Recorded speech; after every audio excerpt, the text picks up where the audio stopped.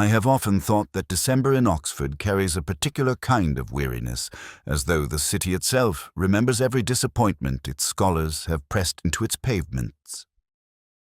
That evening, a few hours before the trouble began, I found myself walking toward St. Fridsfide's College with the faint conviction that I ought to have been somewhere else. It was the final Advent concert, the sort that promises a little transcendence to those who need it and a polite distraction to those who do not. I was not sure which category I fell into. The air had that briny, metallic scent that arrives before a snowfall, though the sky showed no intention of producing any. The porter nodded at me, looking faintly amused, as if he couldn't quite picture me in a chapel. I heard him murmur that the choir was already lining up, and for a moment I nearly turned back.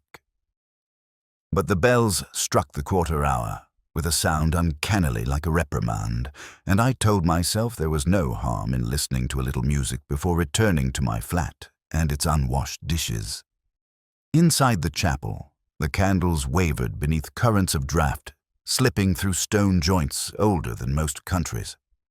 The pews smelled faintly of polish and damp wool coats. I took a seat near the back, hoping for anonymity, though anonymity is a rare commodity anywhere in Oxford. A young woman in choir robes passed me, whispering anxiously to her companion. I caught only fragments, whether she would dare come tonight, after everything. The words trailed behind her like soft, persistent cobwebs. I told myself I had misheard, but felt the familiar tug of curiosity nonetheless. The concert drifted along with the uneasy beauty peculiar to student choirs, the altos carrying a shade too much sorrow, the tenors wavering as if uncertain of their right to joy. While they sang, my mind slipped irritably toward the memory of a woman I had once imagined a future with, though the imagination had been entirely mine. I tried to treat the recollection with indifference, but it surfaced all the same, insistent as the stale smell of chalk in an empty lecture hall. A minor deduction, if it could be called that, came to me during one of the hymns. The conductor had arranged the verses in an unusual order, placing a recessional stanza in the middle.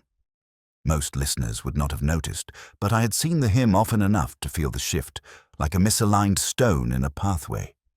I wondered whether it was purposeful or merely an error. Small changes often betray larger intentions, or so I have told myself over the years. When the final chord of the organ died, I slipped out before the applause.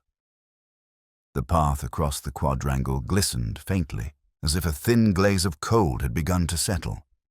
The old tower loomed above, its gargoyles caught in the half-light, suggesting the grim patience of creatures that had watched centuries of follies. I paused beneath the cloister, partly for shelter, partly because something felt unsteady in the air. A premonition, perhaps, though I distrust that sort of thinking. Still I lingered.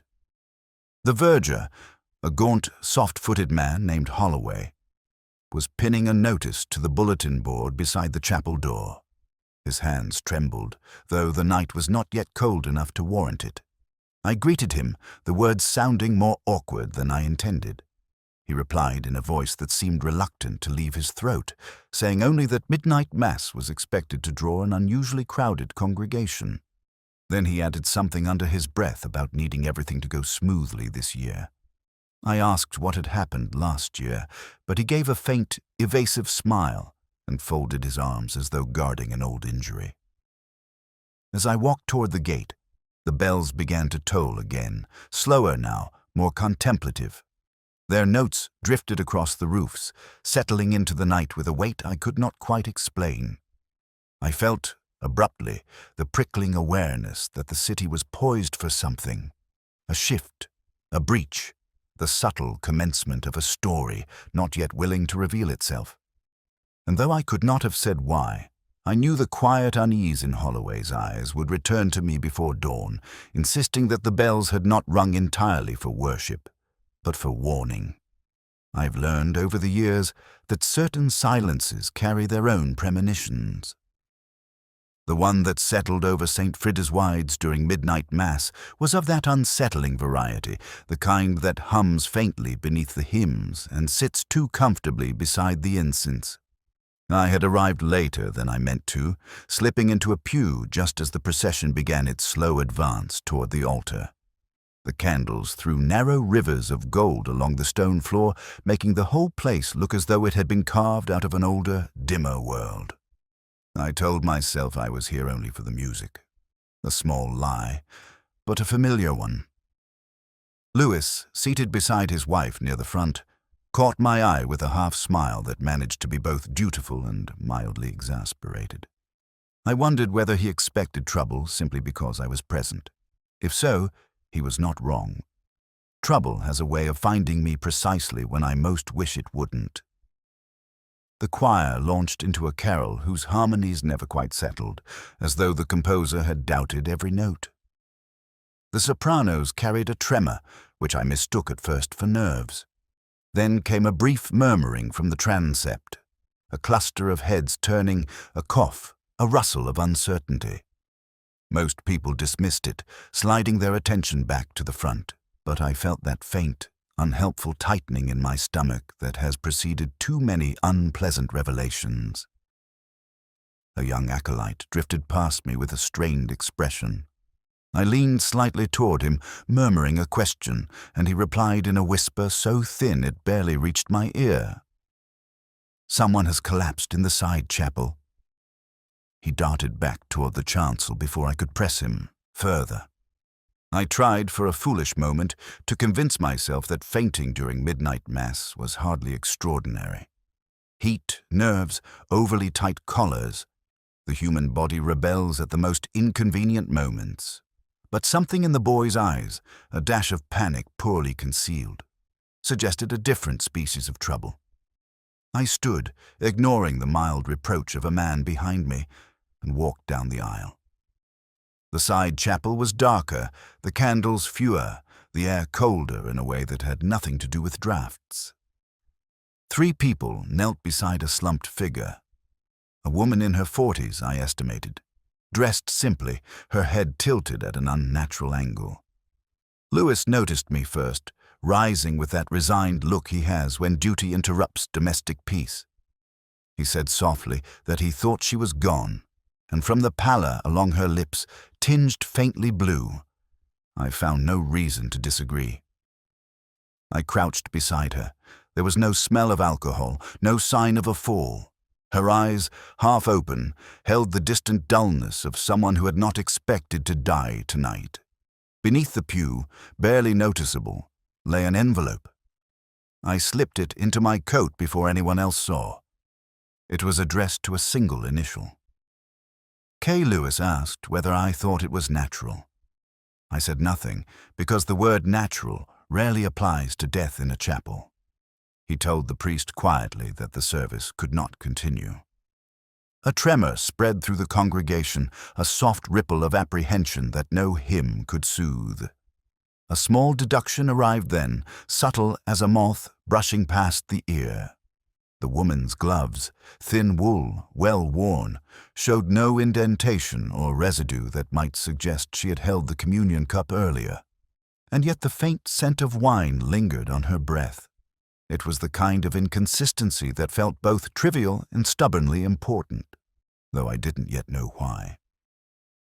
As we waited for the ambulance, I wandered a few steps toward the altar rail, trying to let the chapel speak in the way old buildings sometimes do when left undisturbed. The stones offered nothing, just a brooding stillness like a paused melody waiting for the wrong note to reveal itself. When the paramedics finally carried her away, the candles flickered in a sudden draft, as though exhaling some small, exhausted truth. I looked down at the envelope hidden in my coat, that solitary letter on its front already beginning to weigh more than it should. And somewhere, beyond the chapel walls, the bells marked the hour, not with celebration, but with a kind of restrained lamentation. A quiet tolling for a woman whose name I did not yet know, but whose death had already disturbed the night more deeply than anyone was prepared to admit. It is an odd thing, returning to a place on the morning after death has passed through it. The stones do not change, yet they feel altered, as if they have absorbed a secret they will not share willingly. St. Fridswide's looked much the same as it had the previous night. The same cloisters, the same pale winter sun falling across the quadrangle. But there was a hush to it, a faintly stunned quality, like a library after someone has slammed a door too loudly.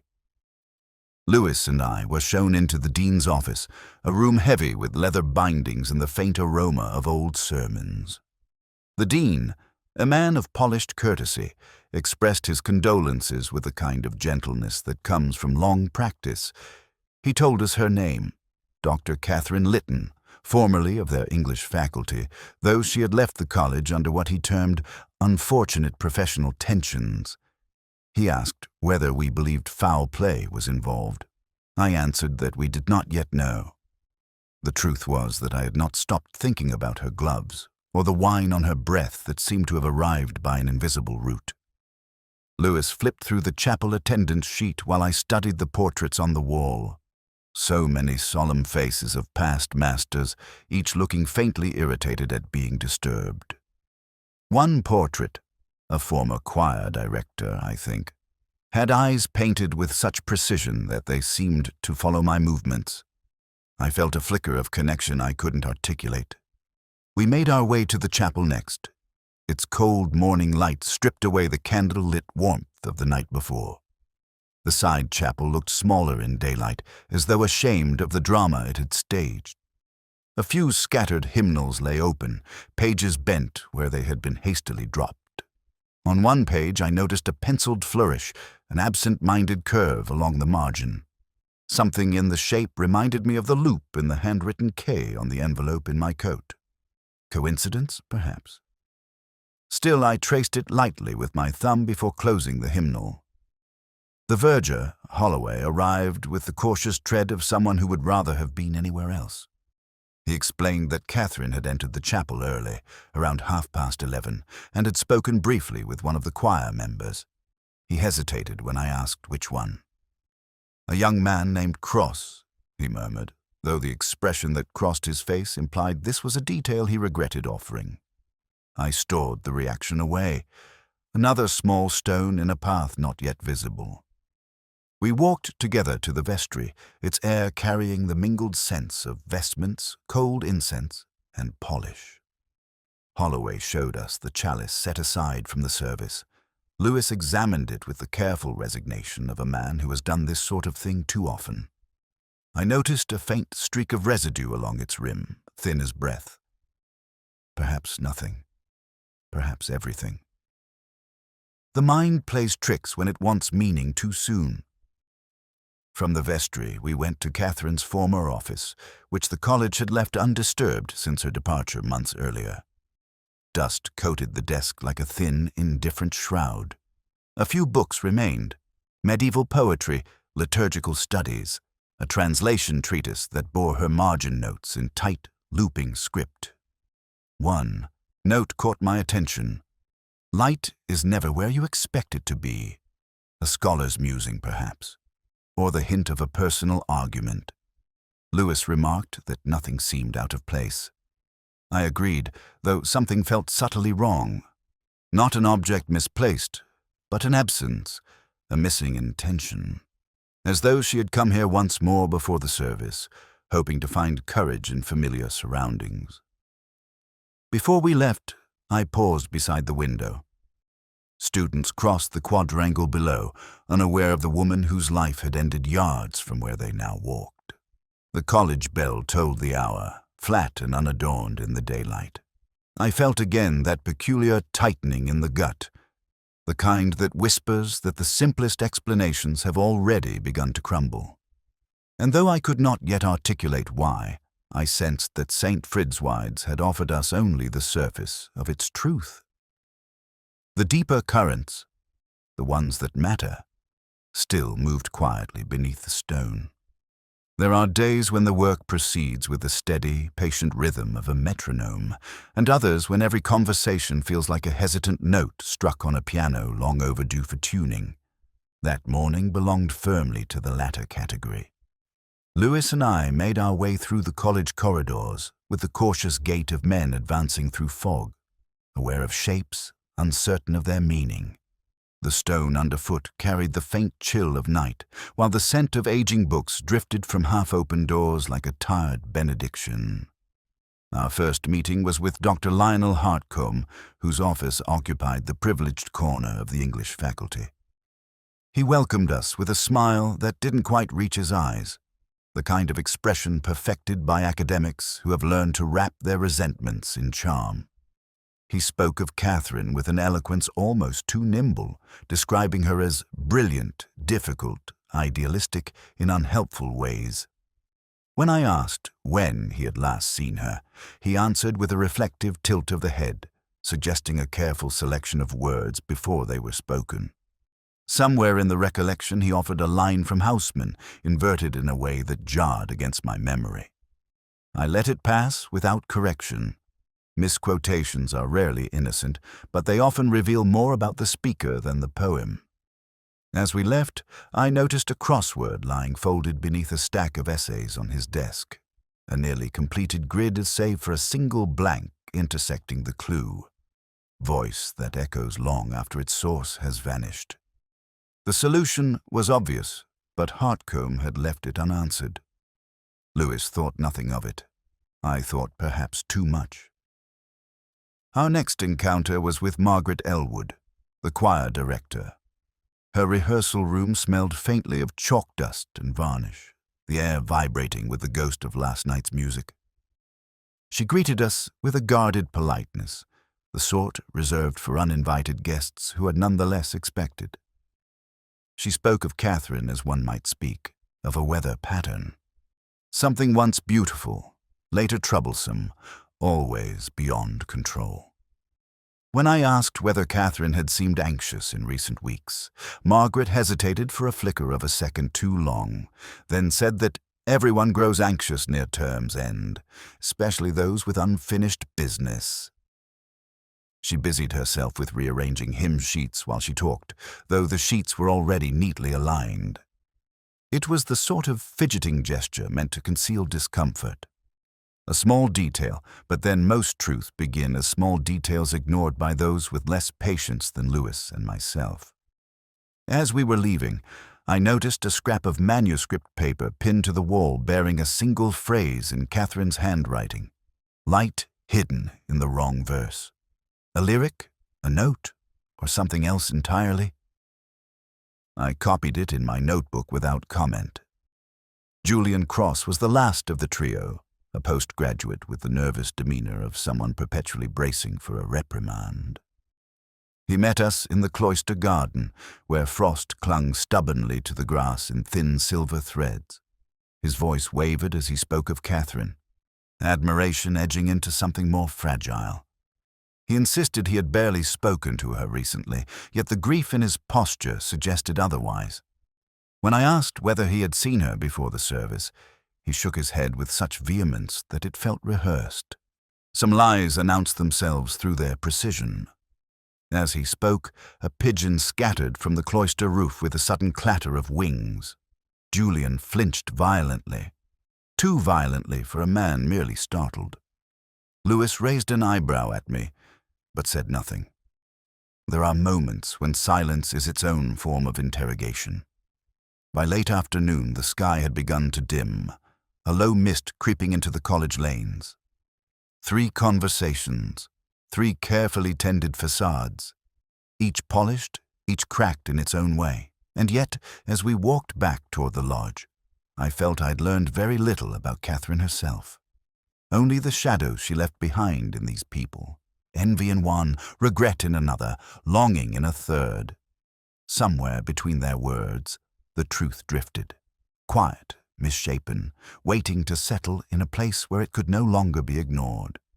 And I suspected that the misquoted poet was the closest any of them had come to honesty that day. There are investigations that advance with a certain inevitability, step following step like stones across a river. And there are others, like this one, where each new detail feels like a faint echo, hinting at a destination I could not yet see. By the time Lewis and I reached Catherine Litton's flat, the winter light outside had faded into a colorless dusk, neither day nor night, as if the world itself was undecided. Her flat occupied the top floor of a Victorian terrace north of the college. The hallway smelled faintly of carpet cleaner and boiled vegetables, but her rooms were untouched by such mundanities. They held instead a quiet austerity, the kind cultivated by people who have lived alongside books long enough to consider them indispensable companions. Shelves lined every wall, bending under the weight of poetry, philosophy, medieval texts. I felt a twinge of kinship, though I would not have admitted it aloud. Lewis moved toward the writing desk while I lingered near the window. Outside, the street lamps flickered to life, their thin halos gathering cautiously in the frigid air. I heard Lewis remark that nothing was out of order, no sign of a struggle, no hurried departure. Yet the stillness in the flat had a brittle quality, as though someone had left in the middle of an unfinished thought. On the desk lay a stack of her lecture notes, neatly clipped, and beside them a slender volume on medieval hymnology, open to a chapter discussing a mistranslated stanza. A footnote at the bottom of the page caught my eye, a small numerical superscript pointing to commentary that did not correspond with the line it claimed to illuminate. The error was subtle, the kind only a careful reader would notice, but it nagged at me. A wrong footnote, offering the wrong truth. An accident, perhaps, or the kind of deliberate misdirection an academic might employ when protecting territory too fragile to expose. Lewis discovered a folder labeled with Catherine's name, containing her updated will. The ink was fresh. Someone had been removed as beneficiary. But the redaction came with such force, such emotional finality, that I felt, absurdly, as though I were intruding upon a private quarrel. Lewis asked whether the change meant anything to me. I said that such decisions always mean something, even when the meaning is obscured. We found the photograph in a book of liturgical commentary, resting like a pressed flower between the pages. 3 people stood on the college steps: Catherine, Hartcombe, and Margaret Elwood. The smiles were polite, the kind worn for formal occasions, but the distance between them told another story. Hartcombe's hand hovered near Catherine's arm without quite touching. Margaret's posture leaned subtly away. A small deduction flickered into place. Alliances had shifted long before Catherine left the college. I turned the photograph over. No message, no date, but a faint indentation where handwriting had once been pressed, erased, perhaps, or regretted. The absence felt more deliberate than anything written might have revealed. Before we left, I examined the hymn text once more. The mistranslated stanza spoke of light concealed within darkness, a phrase that had appeared in her notes and again in the scrap I found in Margaret's rehearsal room. The repetition was too pointed to ignore, yet too cryptic to unravel. Light hidden in the wrong verse. I whispered it under my breath, trying to hear what she had heard in it. Some intellectual puzzle, maybe, or a private metaphor for something she feared. As we stepped back into the corridor, Lewis suggested we get something warm to eat before returning to the station. I nodded, though my thoughts lingered in that quiet room, circling the photograph, the will, the misplaced footnote. 3 small irregularities, none conclusive, each persistent. They felt like strands of an unfinished tapestry, threads Catherine had left loose, trusting someone else would see the pattern eventually. And I wondered, as we walked out into the brittle night air, whether she had known she wouldn't live long enough to tie them herself. Some investigations tempt you with an illusion of completion long before the truth is ready to show its face. I have fallen for that mirage before, more times than I care to admit. And yet, on that particular evening, I allowed myself to drift toward a conclusion that felt seductively neat. It It was raining again, the kind of thin, resigned rain that darkens the stone but never quite commits to a proper downpour. The city lights blurred behind it like smudged chalk on a damp board. Lewis and I had found refuge in a small side room off the chapel, a storage space for candles, hymnals, and the forgotten detritus of termly services. Only one candle burned on the cluttered table, its flame wavering each time the wind pushed against the old mullioned window. The room smelled faintly of beeswax and worn paper, a scent that coaxed the mind into slow, deliberate thoughts. I spread Catherine Lytton's notes before me. The footnotes, the hymn references, the marginalia spiraling between commentary and confession. They seemed to point, however softly, toward Julian Cross. His trembling hands, his evasive answers, the frantic quality of his grief. They arranged themselves into a shape that resembled guilt. Lewis agreed, though with the careful restraint of a man speaking into a darkened room where invisible listeners might lurk. Perhaps she trusted him too much, he said quietly. Perhaps he thought her vulnerability was permission. I nodded, though something in the explanation tasted faintly metallic, like wine poured from a tainted cup. Still, the theory had structure. Julian had motive. Unspoken, unrequited devotion. He had opportunity. He had been seen near the chapel earlier than he claimed. And he possessed an emotional intensity capable of tipping into something darker. In the flickering candlelight, it felt almost convincing. Yet my eyes lingered on a small scribble in Catherine's handwriting at the corner of one page. Not desire, not fear, something older. The words arrested me with a peculiar chill. They contradicted the narrative Lewis and I were building, as though Catherine herself had reached back across death to correct us. Lewis asked what I made of it. I told him it might be nothing, a scholar's unfinished thought. But even as I dismissed it, I found myself tracing the letters in the air, the way one revisits a crossword clue that appears solved, yet nags with an aftertaste of wrongness. For a moment, we sat in silence, listening to the rain slide down the stone outside. I watched the candle gutter, then steady itself again. A false solution by candlelight. That was the phrase that came to me, though I did not speak it aloud. Solutions born in half-light rarely withstand the morning. I rose and wandered among the hymnals stacked along the wall.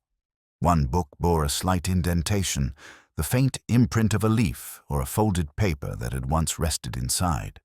It was gone now, though a small flake of adhesive hinted that something had been attached to the inside cover.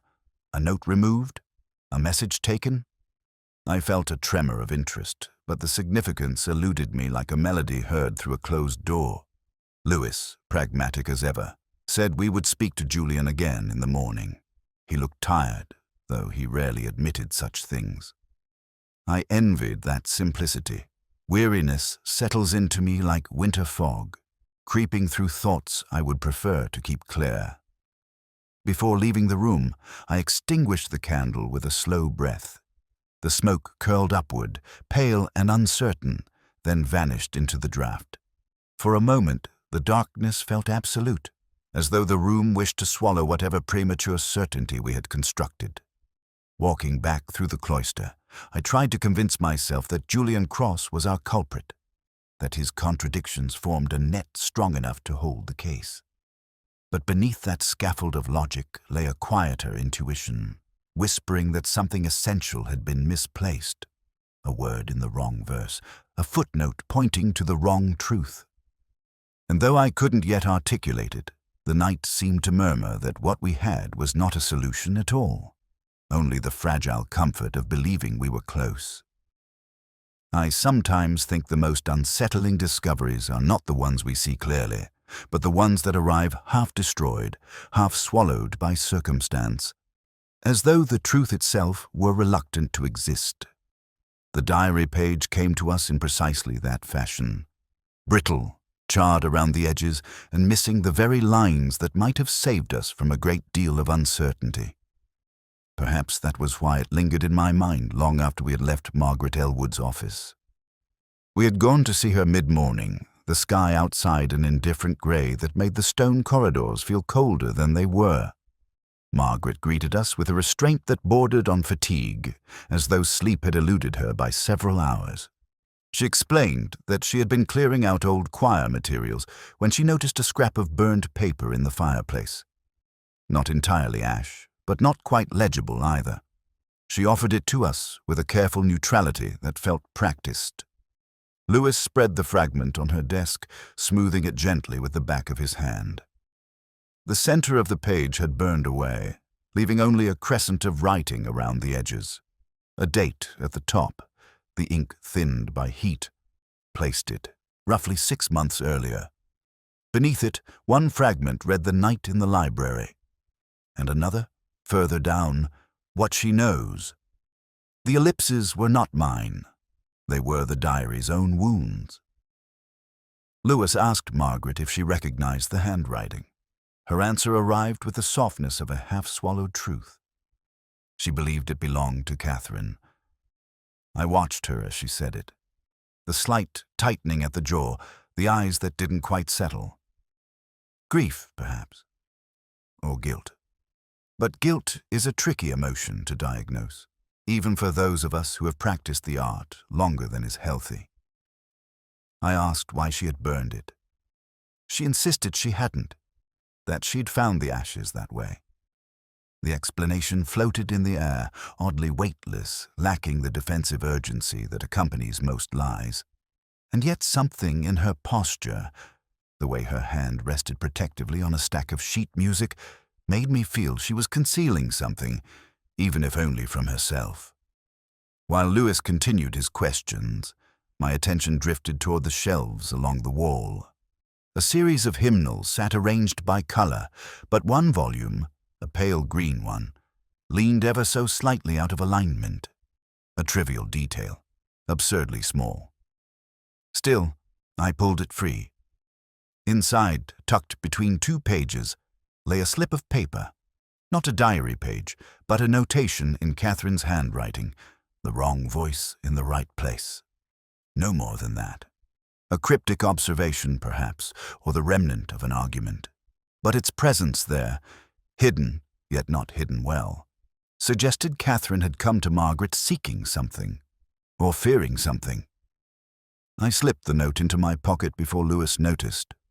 Margaret saw the motion, though she pretended not to. She asked if we believed Catherine had been in danger. I replied with the kind of answer that avoids committing itself. That danger, like music, often begins with a single unresolved note. She looked away, as though searching the room for a safer expression. As we prepared to leave, the chapel bell tolled the 1/4 hour, its vibration slipping through the walls with a muted shiver. Margaret's face tightened for the briefest moment at the sound. A memory, I thought, or a warning she had tried to ignore. Outside, in the corridor, Lewis murmured that the burned diary page proved nothing. I agreed, though the words felt heavier than they should. What she knows. The night in the library. The phrases circled me like unanchored thoughts, refusing to quiet. Back in the quadrangle, the air carried a thin mist, softening the outlines of the cloisters. I paused beneath the archway, unable to shake the feeling that the missing center of that diary page, the part most violently destroyed, contained not a confession, but a fear.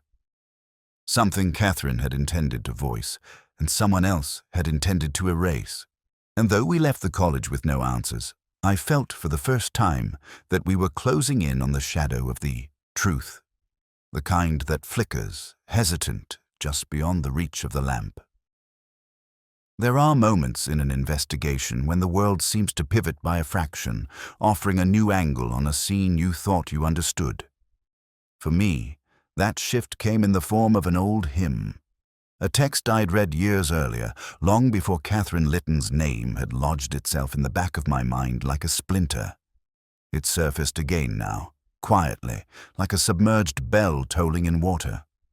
I spent the better part of the afternoon in the Bodleian, a place whose air always smells faintly of vellum, dust, and the resigned sighs of scholars who have stayed past closing time. The medieval hymn that had appeared again and again in Catherine's notes was laid out before me in 3 editions. The original manuscript facsimile, a 19th century printing, and a modern scholarly translation.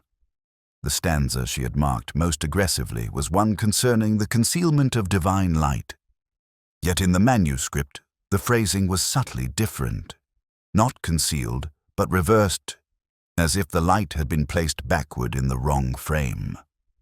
I compared the lines with the marginal notes in the later editions. Each scholar had corrected the wording differently, as though none trusted the text, or perhaps none trusted themselves. A reversal, even a slight one, can alter the meaning entirely. Truth becomes shadow. Shadow becomes truth. In that sense, the hymn had lied, or someone had made it lie. Lewis met me there, his coat damp from the drizzle that had returned with the same weary persistence as before. He asked whether I was any closer to understanding what Catherine had been looking for. I told him that understanding was the wrong word, that I was only becoming more aware of the gaps she had left behind. He gave a small, patient nod, the kind he reserves for my more cryptic moods. He took a seat opposite me while I traced my finger along the margin of the manuscript. A notation in faded ink caught my eye. A tiny symbol resembling the curved loop of a treble clef, but turned the wrong way.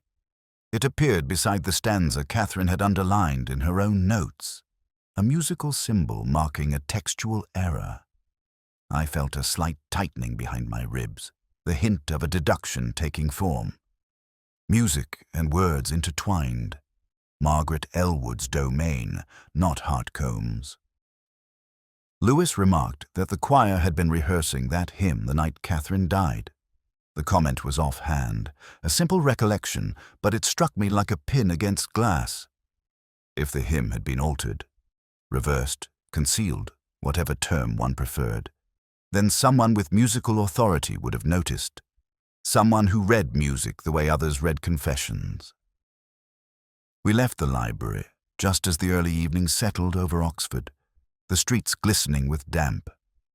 The college loomed in the distance, its windows glowing faintly like a row of watchful eyes. I suggested we return to the chapel. Lewis, ever patient, agreed. Inside, the air felt colder than it ought to. The silence of the place pressed close, as though the walls themselves were trying to listen. I walked to the music stand where the choir director kept her annotated scores. One lay open, though no rehearsal was scheduled.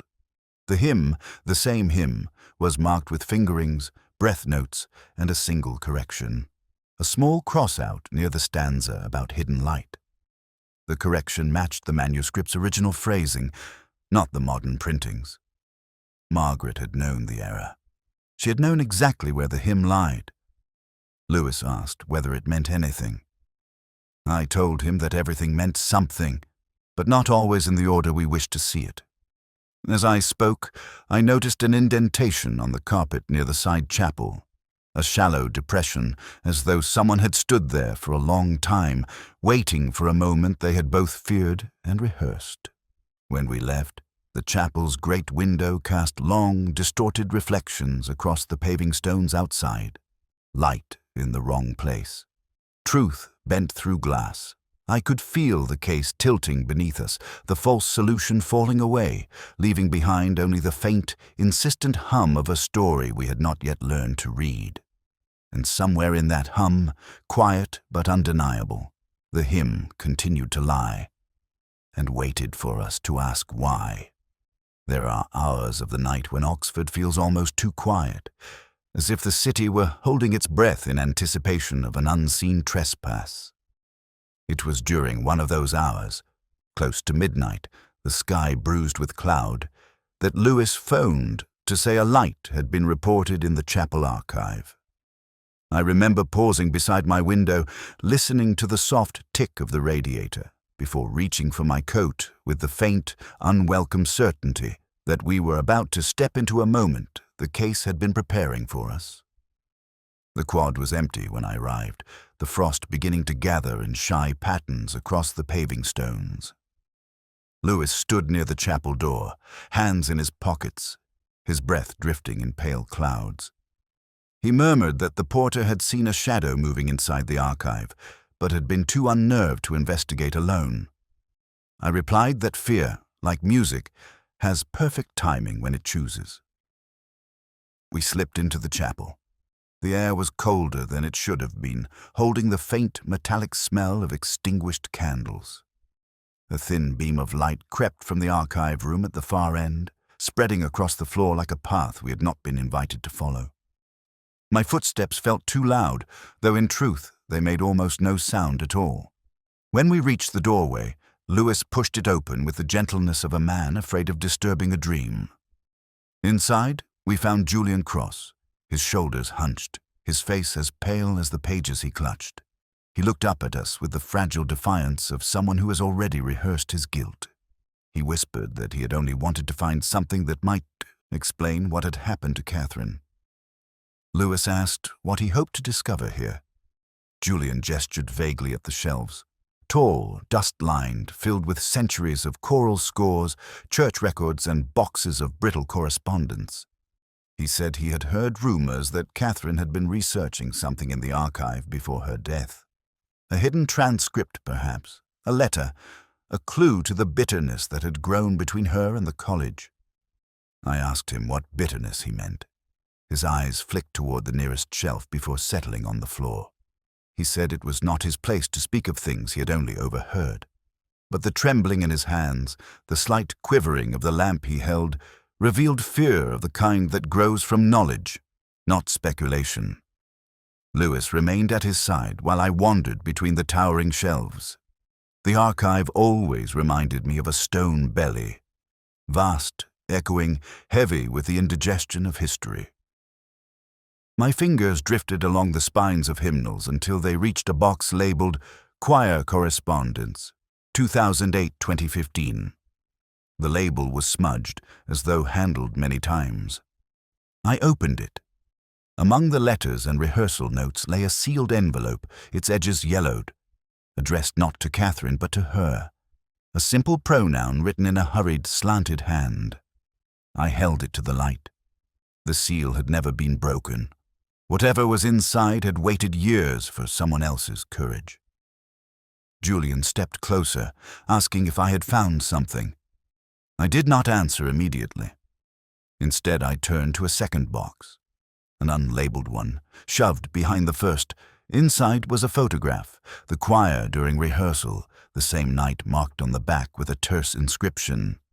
Margaret standing with her shoulders drawn tight, Catherine on the opposite side, her expression tense in a way I'd not seen in her earlier photograph.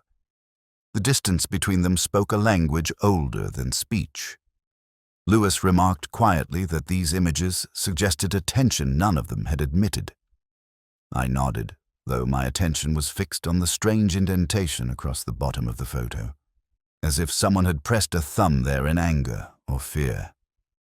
Julian asked whether the photograph meant anything. I told him that everything means something, though often not in the shape we expect. He closed his eyes briefly, as though bracing for a truth he did not want to hear. As we left the archive, Lewis locked the door behind us. The chapel felt even colder now, as though the air itself had recoiled from what we had uncovered. Outside, the frost had thickened, turning the quad into a sheet of muted silver. Julian walked between us, small and folded inward. And though the night remained quiet, I could feel the investigation shifting beneath us again, the way a floorboard sometimes creaks not under pressure, but in warning. I've always found something quietly accusatory in the sound of a choir rehearsing without an audience.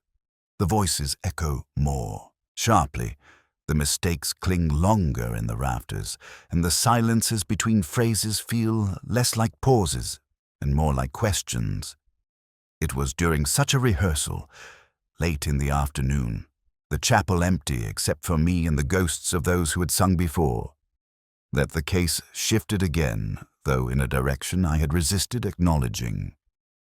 Margaret Elwood stood at the conductor's stand, pencil in hand, marking breaths with a concentration so fierce it bordered on prayer. The choir moved through the old hymn, the same one that had kept surfacing in Catherine's notes. But there was an error. A subtle, graceful error that should not have appeared. A single line sung with the phrasing reversed, echoing the medieval manuscript rather than the corrected versions. I knew the sound far too well. It was the same misdirection Catherine had been preoccupied with before she died. Margaret paused the choir, adjusted her glasses, and asked them to begin again from the stanza concerning hidden light. Her voice carried that brittle steadiness I had begun to recognize in her, a steadiness that suggested fear tucked neatly beneath professionalism. When the choir resumed, the line was suddenly correct, restored to its modern articulation. "A mistake," she said lightly. "I doubt anyone noticed." But someone had, and she knew I was that someone. After rehearsal ended, I approached her with the kind of aimless comment that usually precedes far more pointed ones. I mentioned hearing the earlier phrasing, the curious resemblance to the original medieval notation. She offered a smile, thin, tired, and replied that older versions often linger in the muscle memory of musicians. She added that Catherine had once studied the hymn with unusual obsession, implying that remnants of those discussions might still surface unintentionally. Her explanation was plausible. It was also a lie, the sort crafted by someone accustomed to lying with grace. I walked away before pressing further, though something tugged at me, like the faint pull of a forgotten melody. Instead of leaving the chapel, I sat in the last pew and allowed the quiet to settle around me. The air smelled faintly of extinguished candles, damp wool, and polished wood, a scent that always makes me think of old regrets. I found myself remembering a woman I had failed to understand years ago, someone who had trusted me with a truth I recognized only when it was too late. The memory came with its familiar ache, a reminder that I have never been good at discerning the emotional riddles of those who wish to be understood. Perhaps that was why Catherine's marginalia haunted me so persistently. Not desire, not fear, something older. Words that felt less like a note and more like a plea. Lewis found me there, seated as if awaiting confession. He asked whether I was all right. I told him the truth, that I was circling something I didn't want to examine. He replied with his usual pragmatism that circling was often how I arrived at answers. We reviewed the photograph found in the archive. Lewis pointed out the tension in Margaret's posture, the distance between her and Catherine. I noted the indentation pressed into the photo's corner, the mark of a thumb bearing more weight than a simple choir arrangement warranted. A gesture of anger, perhaps, or grief, or both. And then, without intending to, I said that the poisoned chalice had never been meant for Catherine. Lewis stared at me, waiting for the explanation I couldn't yet articulate. But I felt it. The shift, the tilt, the unmistakable sensation of a false solution collapsing. The hymn's error, the manuscript's reversal, Margaret's correction, the diary fragment, the will. All of them fragments of a confession scattered across the case. Not a confession of guilt, a confession of guilt misdirected. When I rose from the pew, my knees ached faintly. A reminder that age does not ask permission before settling in. I told Lewis we needed to speak with Margaret again, though not tonight. Not while the echoes of that hymn still lingered like smoke in the chapel. Outside, the early evening light stretched thin across the quadrangle, and for a moment I felt as though the city were holding its breath again, waiting, perhaps, for me to reopen the wound I'd spent the better part of my life pretending had healed, or perhaps waiting for something else entirely. There is a particular kind of quiet that falls over a college late in the evening. Not the tranquility of rest, but the strained stillness of a building trying to hold itself together. That was the quiet I walked into when I returned to speak with Margaret Elwood. I had not summoned Lewis. Some conversations asked to be conducted without witnesses, not for secrecy, but because the truth hesitates when too many heirs are present. Her office door was ajar, a thin line of lamplight spilling into the corridor. She looked up as I entered, her expression composed in that careful, brittle way of someone who has long practiced appearing calmer than she feels. The desk before her was empty, save for a single photograph. The one from the archive, its corner still bearing that strange indentation. She placed her hand over it as though shielding it from interpretation. I told her we needed to speak. She replied that she had been expecting me. Her calmness was rehearsed, but not dishonest. There was weariness in her eyes. Not the weariness of guilt.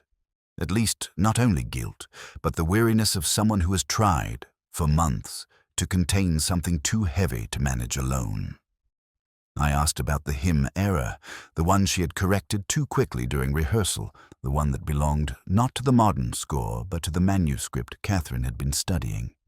She exhaled, a sound closer to resignation than surprise, and said the old versions had been part of their research years ago. They had worked on a paper. Together, she explained, before things fell apart. I waited. She understood the silence as invitation.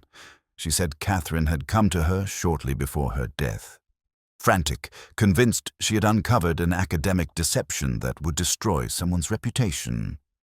Catherine had not named the person outright, but Margaret claimed she had understood the implications, that the deception reached into the college's past, that it involved scholarship presented as original when it had not been. I did not interrupt her. Her voice carried its own brittle rhythm, as though she feared that stopping might cause it to shatter. I reminded her of the diary fragment, the night in the library, what she knows, and watched as her composure thinned. She admitted quietly that she had been present that night. She and Catherine had argued. Not about scholarship, she said, but about loyalty, about the future, about something she referred to only as the cost. She would not elaborate, and I sensed that pressing her would only drive her further inward. Some truths reveal themselves only when allowed to stand in the open air for a moment. Her hand drifted instinctively toward the photograph again. I asked what role the man in the picture, Hartcombe, had played in all this. She did not look away, though her answer arrived like a shard of glass wrapped in cloth. Catherine had once believed he had stolen from her, an idea she had dismissed as paranoia until recently. I asked if Margaret believed it herself. She whispered that she wasn't sure what she believed anymore. I found no reason to doubt her. Confusion can be as honest as certainty. Her voice faltered as she described Catherine's final visit. She had spoken of revealing the truth at midnight mass, slipping messages into hymnals, leaving clues in places significant only to the three of them. Margaret said she had tried to dissuade her, not for Hartcomb's sake, but for the college, for the fragile ecosystem they all depended on. Her fear, palpable in every syllable, was not of scandal itself, but of the aftermath. The ruin that follows revelation, not the revelation itself.